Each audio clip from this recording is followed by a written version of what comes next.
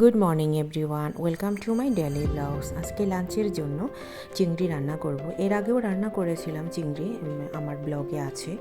So চিংড়িগুলোকে আগে ভেজে নিচ্ছি।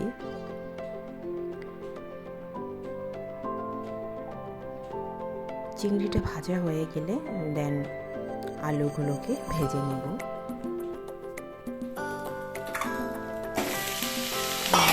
দিয়ে দিলাম ভাজার জন্য।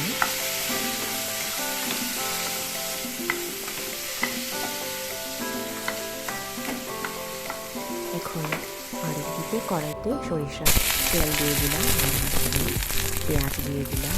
পেঁয়াজটা যখন হালকা ব্রাউন হয়ে যাবে তখন সেখানে সমস্ত উপকরণগুলো আদা বাটা, রসুন বাটা আর জিরে গুঁড়ো আর সঙ্গে লঙ্কা একটু দিয়ে দেব।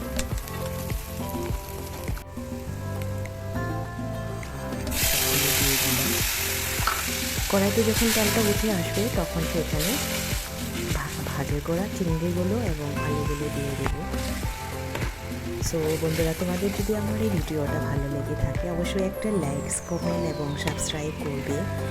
আর সমস্তগুলো দিয়ে দিলাম আর এখানে একটু গরম জল দিয়ে দেব। তারপর হয়ে গেল আমার চিংড়ি রান্না।